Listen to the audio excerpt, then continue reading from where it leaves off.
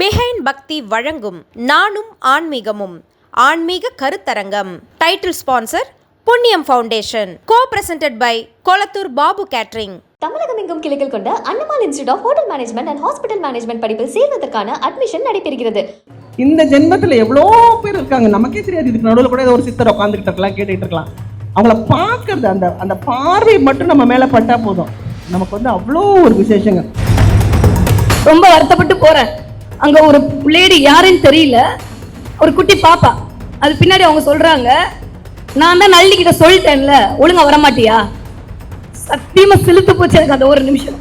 ஒரு 2 மணி நேரத்துல ஒரு 5 லட்சம் ரூபாய் பணம் என் அக்கௌண்ட்ல விழுந்து. அதிகாலை எழுந்திருக்க முடியாத நபர்களுக்கு வேற ஏதேனும் வழி மாலை நேரத்துல சொல்ல முடியுமா? அதாவது எல்லாரும் சொல்லுவாங்க 6 மணிக்கு விளக்கு ஏற்றுக்குவேன், நான் 5:30 மணிக்கு தான் விளக்கு ஏற்றுவேன். 5:30 மணிக்கெல்லாம் விளக்கு ஏற்றிருங்க. ஸோ அப்போ நீங்கள் என்ன கேட்டாலும் அந்த பிரபஞ்சம் வந்து சீக்கிரமாக கனெக்ட் ஆகிடும். அது அஸ்துன்னு சொல்லிட்டு போயிடும். குருவாயூரப்பனை நீங்கள் மதியானம் நேரத்தில் நல்ல மனுஷன் நல்லா சாப்பிட்டு ஹாப்பியாக கால் மேலே காலை போட்டுட்டு உட்காந்துருப்பாரு. அப்போ போய் நீங்கள் தரிசனம் பண்ணிங்கன்னா குருவாயூரப்பன் வந்து அவர் வயிறு ஃபுல்லாக இருக்குல்ல, மனசு நிறைஞ்சு நமக்கு அள்ளி கொடுப்பாருன்றதை நான் அன்றைக்கி போய் தெரிஞ்சுக்கிட்டேன்.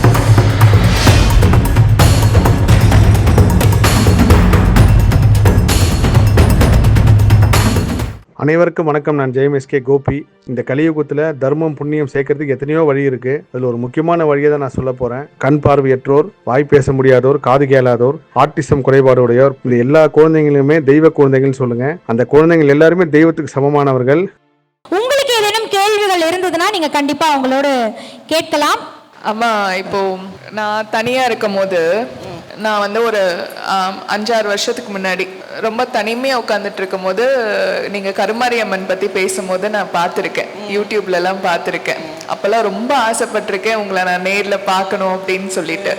ஆனால் நான் கனவுலையும் நினச்சி பார்க்கல நான் இன்னைக்கு உங்களை நேரில் பார்ப்பேன் அப்படின்னு. நான் சத்தியமாக நினச்சி பார்க்கல முருகன், சத்தியமா.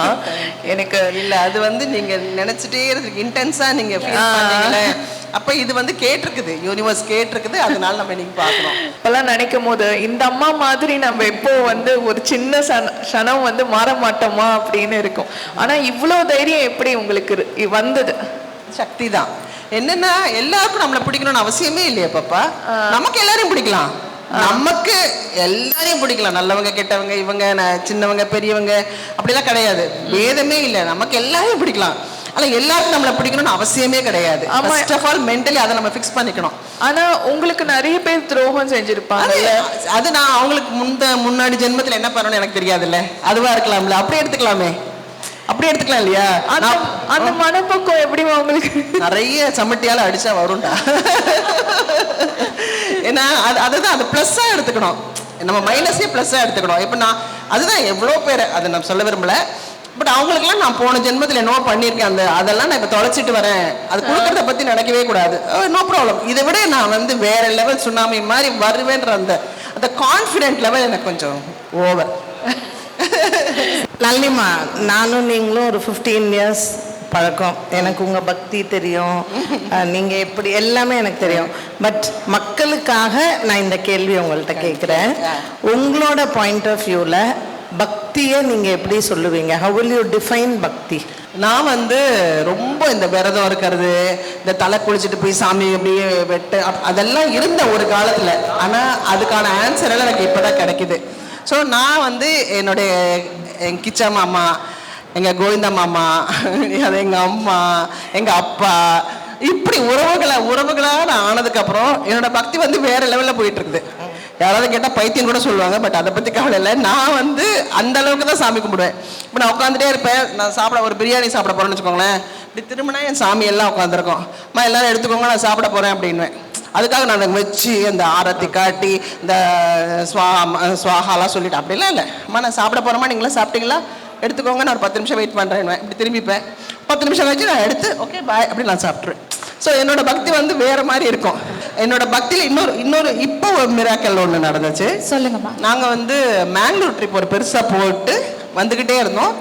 இதுக்கு முன்னாடி அந்த கோரே கஜ்ஜான்னு ஒரு சுவாமி, அவருக்கு நான் வந்து ஒரு விஷயம் எனக்கு ஒன்று நடக்கணும்னு நினச்சப்ப என்னோட நடிச்சுக்கிட்டு இருந்த ஒரு பொண்ணு வந்து மேங்களூரியன். அப்போ அந்த பொண்ணு சொல்லிச்சு, அம்மா கோரே கஜ்ஜான்னு ஒருத்தங்க இருக்காங்க, நீங்கள் வந்து சாமி கும்பிடுங்க நடக்கும் அப்படின்னாங்க. யாருன்னா நம்ம ஊர் வந்து பாண்டிமுனி அந்த மாதிரி ஒரு சுவாமி. காவல் தெய்வம். அப்போ நான் வந்து சரி கோரகஜா அப்படின்ட்டு வேண்டிட்டேன். வேண்டின்னு ஒரு 4-5 நாளில் அது நல்லபடியாக நடந்து முடிஞ்சிருச்சு. அது முடிஞ்சு 1 வருஷம் ஆயிடுச்சு. அதுக்கப்புறம் நாங்கள் மேங்களூர் பிளான் பண்ணுறோம். அப்போ நான் அவகிட்ட காசு கொடுக்குறேன். இந்த காசு கொடுத்துட்டு கோரகஜாக்கு போட்டுட்டீங்கன்னா அவள் சொல்கிறா, இல்லைம்மா அவர் நீங்கள் வந்து வாங்கிப்பாரு, நீங்களே வருவீங்க வாங்கிப்பாரு நாங்கள். ஆனால் உண்மையிலேயே நாங்கள் மேங்களூர் வந்து நினச்சி கூட பார்க்கல நாங்கள் மேங்களூர் போகிறோம் அப்படின்ட்டு. ஆனால் நாங்கள் மேங்களூர் போனோம். நாங்கள் வந்து ஒரு பிளான் பண்ணி எங்கள் ஸ்பிரிச்சுவல் கேங் இருக்குது, நாங்கள் போயிட்டு எல்லாம் முடிச்சுட்டு மேங்களூர் என்ட்ரியாக வரும். அது வரைக்கும் இந்த கோரகஜா பற்றி எங்களுக்கு தெரியல. மறந்துட்டேன்னா 1 வருஷத்துக்கு மேலே ஆயிடுச்சுன்னுட்டு. இப்படி பாஸ் பண்ணும்போது நான் வந்து அவர் டிரைவர் பிரசாந்த் சொல்லிட்டு அவர்கிட்ட சொல்கிறேன், இங்கே ஒரு ஹஜ்ஜி இருக்கிறாரா அப்படின்னா. அப்போ அந்த பிள்ளை சொல்லுது, அடுத்த தெருதாம்மா கோரகஜாரோன்னா எனக்கு ஸ்ட்ரைக் ஆகுது. அவர் எப்படி வாங்கினார் பாருங்க சாமி, கோரகஜா ஆமா இவர் தான் அப்படின்ற. போகலாம் அப்படின்னா போனால் அங்கே வந்து இந்த சரக்கு சுருட்டு அவருக்கு வந்து இந்த தின்பண்டங்கள்லாம் இருக்குது. நான் போகிறேன். அப்போ வந்து கோயிலில் கேட்குறாங்க, உங்களுக்கு எப்படி தெரியுன்றாங்க. அப்போ நான் இந்த விஷயங்கள் எல்லாம் சொல்கிறேன். நானே போய் அவருக்கு எல்லாமே பண்ணி, எப்போ கேட்டாங்க பாருங்க, 1 வருஷத்துக்கு முன்னாடி அந்த பொண்ணு சொல்லிச்சு நீங்களே வருவீங்கன்னுட்டு பண்ணியாச்சு. அதுக்கப்புறம் நான் போனதுக்கப்புறம் பாரதி கிட்ட சொல்லிட்டு இருந்தேன். அப்புறம் இப்போ பாரதி மேங்களூர் போறாரோ இல்லையோ கோரகஜா கிட்ட போயிட்டு வருவா.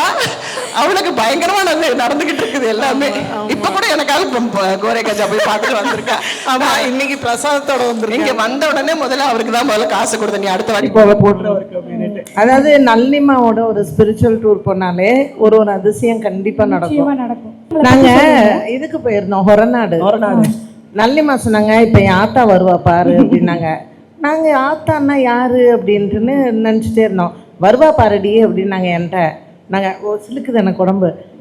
ஏறி உட்காடுறோம், கரெக்டாக நாகம் போகுது, கருநாகம் பாரு போறா பாருங்க. அவங்க சொல்லி முடிக்க நாங்கள் எல்லாரும் வண்டியில் ஏறிட்டோம். பாருடி இப்போ என் ஆத்தா வருவா பாரு அப்படின்னு சொன்னாங்க. எனக்கு ஃபஸ்ட்டு புரியல. அப்புறம் சொன்னாங்க வருவா பாரு அப்படின்னாங்க. ஏறி உட்காந்து கார் நகருது, கரெக்டாக நாகம் அப்படியே கரெக்டாக போச்சு. பத்தியா நான் சொன்னேன் எங்கள் ஆத்தா வருவா பத்தியா அப்படின்னாங்க. உண்மையிலே நடந்தது. சித்தர் வழிபாடு. இப்போ நம்ம எல்லாமே கோயிலுக்கு போகிறோம், எல்லா கோயிலுக்கும் எப்படி போகிறோன்னே தெரியாது. யாரோ வருவாங்க, வரீங்களா அந்த கோயிலுக்கு, அப்படி ஏறுவோம். ஆனால் அவளுக்கு நம்மளை பார்க்கணுன்னு ஆசை, நமக்கு அவளை பார்க்கறத விட அவங்களுக்கு நம்மளை பார்க்கணுன்னு ஆசை.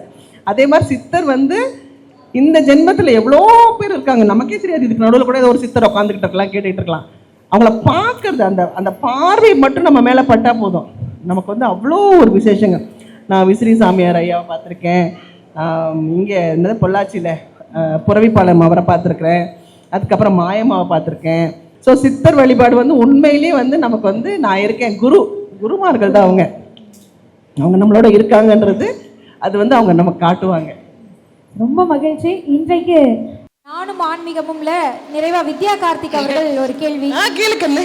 அம்மா, இது கேள்வி இல்லை, என்னால் நேரடியாக சொல்ல முடியாத, நான் கேமரா முன்னாடி சொல்லணும்னு ஆசைப்பட்டு சொல்கிற ஒரு விஷயம். எத்தனை பேர் நம்புகிறாங்களோ போகிறாங்களோ அது அவங்களுடைய கற்பனைக்கு அப்பாற்பட்டது. ஆனால் சத்தியமாக நான் என் மீனாட்சி பொதுவாக நம்புகிறேன். ஒரு நாள் எனக்கு ஒரு 6 மாத காலத்துக்கு முன்னாடி சொல்ல முடியாத அளவுக்கு மனவேதனை. அது வாழ்க்கையில் இனிமேல் வரும்போது சொல்கிறேன், பெரிய மனவேதனை. அடுத்து நீங்கள் சொல்கிற மாதிரி என்ன பண்ண போகிறேன்னு தெரியல. வீட்டில் குக் பண்ணிட்டு இருக்கேன். என்னோட யூஸ்வலாக ஒரு ஹேபிட் என்ன அப்படின்னா, 2 விஷயம் பண்ணுவேன். ஒன்று, எப்பயுமே உங்களோட வீடியோ போடுவேன், இல்லை பாரதி அம்மா வீடியோ போட்டு நான் குக் பண்ணுவேன். இது என்னுடைய இயல்பான விஷயம். அது போட்டுட்டு இருக்கும்போது நீங்கள் ஏதோ ஒரு ஆங்கர் கிட்ட ஏதோ பிரான் இது பண்ணி சமைச்சு ஏதோ சொல்லிட்டு இருக்கீங்க. சொல்லும்போது நீங்கள் எதுக்கு, எனக்கு ஏதாவது கவலைன்னா அவள் இருக்கா, இல்லை நான் போய் அவளை பார்த்துட்டு வந்துடுவேன் அப்படின்ற மாதிரி ஏதோ ஒரு வேர்டு சொல்கிறீங்க. டக்குன்னு என் மனசில் தோணுது, சரி கருமாரியம்மன் கோயிலுக்கு போயிடலாம், வேறு வழி இல்லை. நான் காளிகாம்பல் கோயிலுக்கு போயிட்டு நேராக அங்கே போகிறேன். அங்கே போனால் கும்பாபிஷேகம் அம்மா கோவிலில் இல்லைன்னு சொல்லிட்டாங்க. எனக்கு தாரதாரியாக கண்ணிலேருந்து தண்ணி வருது. என் மீனாட்சியை கூட பார்த்துருவேன் போல், ஒன்றை பார்க்க முடியலன்னு கூட சண்டை போட்டுட்டு அந்த லைனில் நிற்கிறோம். அம்மன் எடுத்து வெளியில் வச்சுட்டாங்க. வச்சதுக்கப்புறம் எனக்கு ரொம்ப மனசு கஷ்டம். நான் வந்து மனசார உங்களோட சண்டை போடுறேன். அம்மா, நீங்கள் சொன்னீங்கல்ல நான் வந்து சரியாக போகும்னு சொன்னீங்க, நான் அவரை ட்ரீட்மெண்ட் கூப்பிட்டு போகிறேன் நாளைக்கு, இப்படி வருதுன்னு சொல்லிட்டு ரொம்ப வருத்தப்பட்டு போகிறேன். அங்கே ஒரு லேடி யாருன்னு தெரியல, ஒரு குட்டி பாப்பா. அது பின்னாடி அவங்க சொல்கிறாங்க, நான் தான் நள்ளிக்கிட்ட சொல்லிட்டேன்ல ஒழுங்கா வரமாட்டியா. சத்தியமா சிலுத்து போச்சு எனக்கு அந்த ஒரு நிமிஷம். கண்ணில இருந்து வந்த தண்ணி என்னால் பதிலே சொல்ல முடியல. நான் கரெக்டாக அம்பாள் கிட்ட போகிறேன். அப்படியே எலுமிச்சம்பழம் மாலை கழுத்துல இருந்து விழுந்தது. கையில் அந்த இவர் கொண்டு வந்து பூவை கொடுத்தாரு. என்ன நினச்சியோ தெரியாதுமா அப்படின்னு கொடுத்துட்டு நான் உடனே ஒரு 100 ரூபா போட்டேன். அவர் எடுத்து கொண்டு போய் நேரம் அம்மன் பாத்தில் வச்சு என் கையில் அந்த காசை திரும்ப கொடுத்து அமிச்சாரு. ஒரு 2 மணி நேரத்தில் ஒரு 5 லட்ச ரூபா பணம் என் அக்கௌண்ட்டில் விழுந்து. இது வந்து எனக்கு என்ன சொல்கிறதுன்னு தெரியல. நான் வந்து சந்தேகப்பட்டேன். நீ வந்து உங்களோட சண்டை போட்டேன், நான் வந்து நீங்கள் சொன்னீங்க போயிட்டேன். இது வந்து இன்றைக்கி தான் நான் உங்களை வந்து இது பண்ணுறேன். ஆனால் மானசீகமாக அம்மானா அம்மா தான், அது வேறு ஒன்றுமே வார்த்தை கிடையாது. நான் அவளோட சண்டை போடுறேன். நீ என்ன, நான் உன்னை பார்க்க வரேன், இப்படி என்னமோ தர போட்டு மறைச்சிட்டாங்க, வேறு ஏதோ ஒரு இடத்துல உட்கார வைக்கிறாங்க. நானும் இத்தனை வருஷமாக சென்னையில் இருக்கேன். சரி, கருமாரி அம்மன் கோவில்னா கோவிலில் இருக்கும். என் மாமனாரோட ஒரு தடவை போனது. நான் இவருக்கு கூட்டிகிட்டு போகணுமேன்னு போகும்போது இப்படி கோவில் அடைச்சா எல்லாருக்குமே ஒரு மனசு கஷ்டம். ஆனால் அம்பாள் வந்து நான் தான் அவட்ட சொல்லிட்டேன், நான் தான் உன்னை வர வச்சிருக்கேன், நீ எதுக்கு அலற அப்படின்ற மாதிரி ஒரு எலுமிச்சம்பழம் முன்னாடி அந்த ஸ்டேஜ் முன்னாடி அவர் கூட்டு போய் அந்த குருக்கள் என்னை உட்கார வச்சு 10 நிமிஷம் அபிஷேகம் பார்க்க வச்சாரு. யாருக்குமே கிடைக்காது. எனக்கு அப்படியே சிலுத்து போய் நான் கண்ணில் அன்னைக்கு நைட்டு ஃபுல்லாக நான் உங்களுக்கு கோடி நன்றி சொல்லியிருப்பேன். இன்னைக்கு இன்னொரு தடவை சேர்த்து நன்றி சொல்கிறேன். தேங்க்யூ வித்யா. அதுதான் நம்பிக்கை தான். அதே மாதிரி குழந்தைங்க படிக்கணும்னு ஆசைப்பட்டீங்கன்னா மீனாட்சி அம்மன் கோயிலுக்கு போயிட்டு ஒரே ஒரு முத்து வாங்கி போடுங்க, அவளுக்கு ரொம்ப பிடிக்கும். புதன்கிழமை நமக்கு வந்து டைமு நட்சத்திரம்லாம் தெரியலன்னா புதன்கிழமை வாங்கி போடுங்க. இல்லை உங்களுக்கு சென்னைக்குள்ளே தான் இருக்கும், நமக்கு எங்கேயும் போடலைன்னா பைரவருக்கு ஞாயிற்றுக்கிழமை கரெக்டாக ராவு காலத்தில் விளக்கேற்றுறீங்கன்னா உங்கள் வீட்டில் கடன் கிடன் இருந்துட்டு பிள்ளைங்களுக்கு வேலை கீழே கிடைக்கலன்னா நிச்சயமாக அதுவும் நடக்கும். இதெல்லாம் எனக்கு வந்து சின்ன சின்னதாக ஒருத்தவங்க சொல்லி நான் செஞ்சு நான் வந்து அந்த பலனை அனுபவிச்சிருக்கேன். நான் பெற்ற இன்பம் இவ்வையகம் பெறட்டும்னு உங்கள் எல்லாருக்குமே நான் சொல்கிறேன். நிச்சயமா. அதே மாதிரி தானம் செய்கிறது தான் மிகச்சிறந்தது நம்ம சொல்கிறோம். கோயிலுக்கு செய்கிறத விட ஏழை எளிய மக்களுக்கு உதவுறதுன்றது ரொம்ப முக்கியன்றது நம்ம சொல்கிறோம். என்ன மாதிரியான தானம் செய்கிறது அப்படின்றது உகந்ததாக இருக்கும்னு சொல்லுங்கள். நான் வந்து நிறைய இந்த புடவைகள் தானம் பண்ணுவேன். நான் என்ன பண்ணுவேன், நிறைய வாங்கி என்னுடைய வண்டியில் வச்சுட்டு இந்த போகும்போது இருப்பாங்கல்ல கொஞ்சம் முடியாதவங்க, அவங்களுக்கெல்லாம் கொஞ்சம் தானம் மறுபடி பண்ணுவேன். தயிர் சாதம் பொட்டலை மாதிரி வாங்கி ரெடி பண்ணிவிட்டு அது போகும்போதெல்லாம் கொடுப்பேன் நான். இது எல்லாமே எனக்கு திருப்பி வரணுன்றதுக்காக இல்லை, எதுவுமே இல்லை. ஆனால் நீங்கள் பார்த்தீங்கன்னா இன்றைக்கி நான் கட்டாத புடவைகள் 1000 இருக்குது. நீங்கள் வாங்கி எங்கே போனாலும் வாங்கி வாங்கி வாங்கி யாராவது எப்படியாவது எங்கள் வீட்டில் இப்போ 2 பசங்களும் வாங்கி தர மாட்டேன்னு முடிவு பண்ணாங்க. ஆனால் அது பாட்டுக்கு வந்து குவிஞ்சு கிடக்குது. ஏன்னா எனக்கு ரொம்ப பிடிக்கும், என்ன கொடுக்குறோமோ அது திருப்பி வரும்ன்ற மாதிரி. நான் முக்திநாத் போகும்போது எனக்கு அவ்வளோ பசி, பெருமாளை பார்த்துட்டு நாராயணா பசிக்குதுடா, என்னடா இப்படி பண்ணுற மாமா அப்படின்னு சொல்லிட்டு திட்டிக்கிட்டே வரேன். அவ்வளோ பசி, ஏன்னா முடியல, எனக்கு நடக்கவே முடியல. கட் பண்ணால் அங்கே வந்து பெரியவா சத்திரம் இருக்குது, அங்கே கூட்டிகிட்டு போய் நல்லா பருப்பு சாதம், அதே தயிர் சாதம், அதாவது எங்கள் முக்திநாத்தில் குளிர் நடுங்கிட்டு இருக்கோம். என்றைக்கோ கொடுத்த தானம் அன்றைக்கி எனக்கு கிடச்சிது. நான் வந்து பெருமையாக பேசுவேன். அதாவது நம்ம வந்து அது வேணும்னு செய்யலை, பட் நம்ம பண்ணுற சின்ன சின்ன உதவிகள், பென்சில் வாங்கி கொடுக்கலாம், இதுதான் கிடையாது. என்னென்ன முடியுமோ, கல்வி தானம், ஒருத்தவங்க டியூஷன் படிக்கணுமா சொல்லிக் கொடுக்க சொல்லலாம், அந்த மாதிரி நம்மளால் என்ன முடியுமோ அது பண்ணலாம். நிச்சயமா. அதாவது வேண்டுதல் அப்படின்றது வந்து இது கிடைக்கும் அதுக்காக நான் இது செய்கிறேன் அப்படின்னு இருக்கக்கூடாது. இன்னொன்று, கடவுளை தள்ளி வச்சு பார்க்காதீங்க, உறவாக கொண்டாடுங்க அப்படின்னு சொல்லக்கூடிய உங்களுடைய ஆன்மீக பயணம் எங்களுக்கு புது மாதிரியான ஒரு அனுபவத்தை தான் நிச்சயமா கொடுத்துருக்கு. இனிமேல் கடவுள் வந்து இல்லாத இடங்கள்ல நம்ம எது வேணாலும் செய்யலாம், கடவுள் இருக்கிற இடத்துல நம்ம பக்தி மயமா இருக்கணும் அப்படின்றது கிடையாது. எல்லா இடத்துலயும் அவர் இருக்காரு, எப்பவுமே அவர் இருக்காருன்னு நினைச்சு நம்ம இருந்தோம்னா நம்ம வாழ்க்கையும் அறத்தோட இருக்கும் அப்படின்றத வாழ்ந்து காத்து கொண்டிருக்கக்கூடிய நம்மளுடைய நல்லியம்மாக்கு ஒரு அரங்கம் நிறைந்த கைதறி கொடுத்துடலாம். வித்யா கார்த்திக் மேம் ப்ளீஸ் வாங்க, அந்த டேரிஃப் முடிச்சு நம்ம நிறைவு செஞ்சுக்கலாம். ஸ்ரீசக்கர கார்டு யாருக்கிட்டையுமே இந்த மாதிரி கார்டு இருக்குமான்னு தெரியல, இது நானே என் அம்பாளுக்காண்டி இது பண்ணது. டேரட் கார்டு அப்படின்னு சொல்கிறது ஒரு 78 சீட்டுகள். நம்ம நிறைய வகை பிரசன்னம் பார்த்துருப்போம், இது ஒரு வகையான பிரசன்னம். நம்ம சோழி பிரசன்னம் பார்த்துருப்போம், டைம் பிரசன்னம் பார்த்துருப்போம், வெற்றிலை பிரசன்னம், தீப பிரசன்னம். இது வந்து மேற்கத்திய நாடுகள் இப்போ ஃபாலோ பண்ணிட்டு இருக்காங்க. ஆனால் இது அகத்தியர் அருடத்துலேருந்து வந்த மாதிரியான ஒரு அருட விஷயம். இப்போ இதில் உங்களுக்கு என்ன வருதுன்னு சொல்லி நம்ம பார்த்தோம். நீங்கள் கேட்ட மாதிரி no question, only answer. So வருங்காலத்தில் நல்லியம்மாக்கு என்னெல்லாம் கிடைக்க போகுது, இதுதான் வந்து சிம்பிள். பார்த்துடலாமா? ஆரம்பமே 8 ஆஃப் வாண்ட்ஸ். சூப்பர். பிரபஞ்சத்துடைய கை என்னிடம் இருக்கிறது என்று பிரபஞ்சம் சொல்லிக் கொண்டிருக்கிறது. வேற என்ன வேணும்? இதுதான் சிம்பிள். அடுத்து பென்டகல்ஸ், ஏதோ காசு நிறைய வரப்போகுது, வந்தா ஷேர் கொடுத்துடணுமா எனக்கு? சரியா? கண்டிப்பா. ஆமா, எங்களுக்கும் சேர்த்து, எனக்கு பாரதி அம்மாக்கு, சரண்யாக்கு எல்லாரும் கண்டிப்பா. பக்கத்துல நிக்கிற என்ன ஊட்டியம்மா?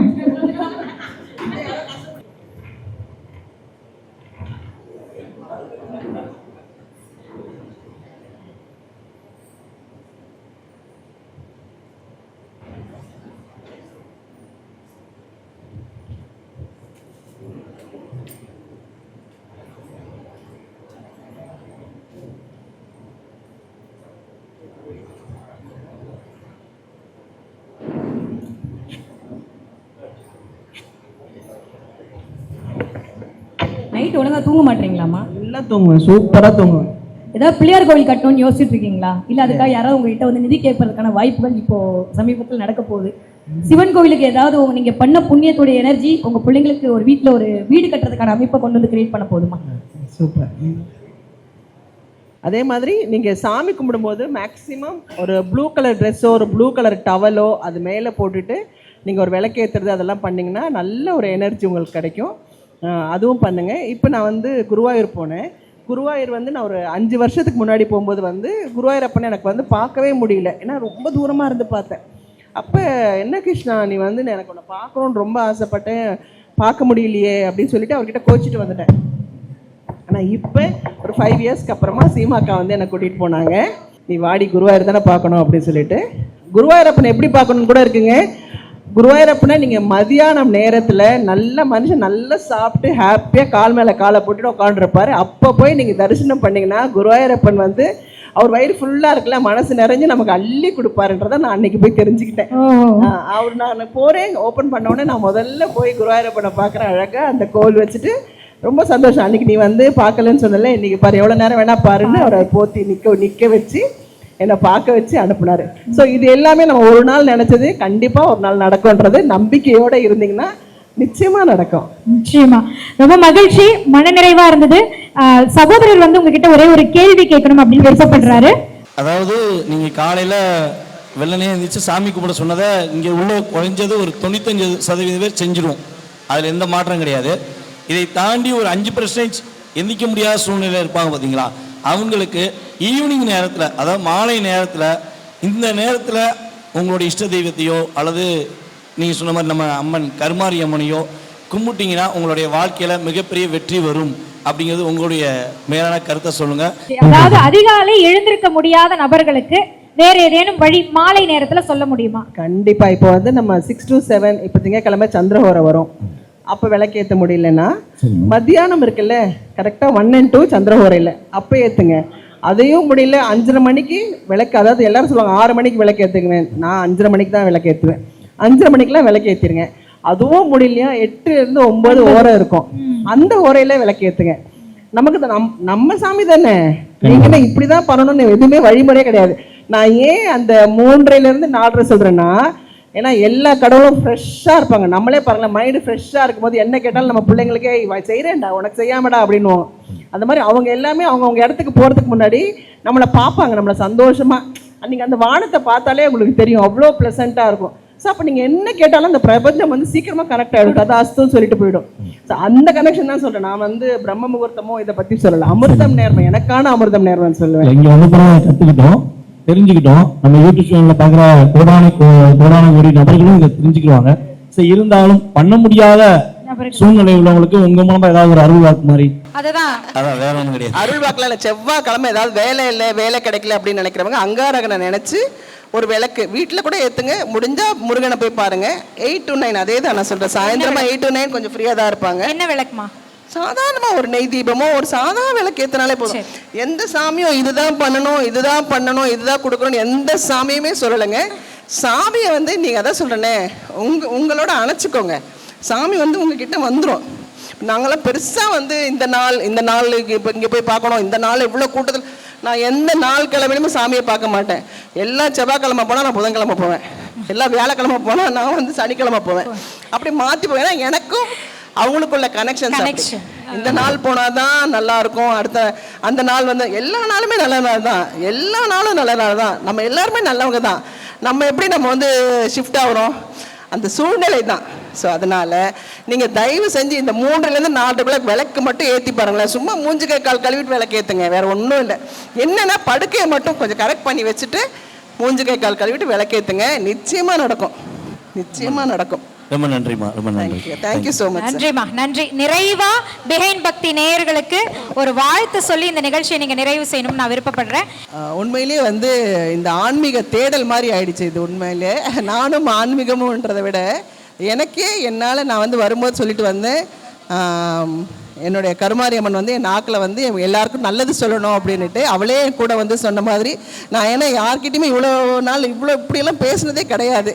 இன்றைக்கி பிஹைண்ட் பக்தி வந்து எங்கிட்டேருந்து நிறைய வார்த்தைகள் வாங்கிட்டீங்க. ஸோ எல்லாருமே நல்லா இருக்கணும்னு நினைங்க. சீக்கிரமாக நம்மக்கிட்ட இருக்கிற கெட்டதெல்லாம் போயிட்டு நல்லதே நடக்கணும்னு நீங்கள் நினைங்க. இப்படி ஒரு நல்ல வாய்ப்பை கொடுத்த பிஹைண்ட் பக்திக்கு என்னுடைய வாழ்த்துக்கள். தேங்க்யூ. நன்றிம்மா, மிக்க நன்றி. மீண்டும் ஒரு முறை ஒரு அரங்கம் நிறைந்த கைதட்டல். நளினிமா அவர்களுக்கு பிஹைண்ட் பக்தியின் சார்பாக ஒரு அன்பின் பரிமாறல். திருமதி வித்யா கார்த்திக் அவர்களின் பொற்கரங்களால் ஒரு அன்பின் பரிமாறல்.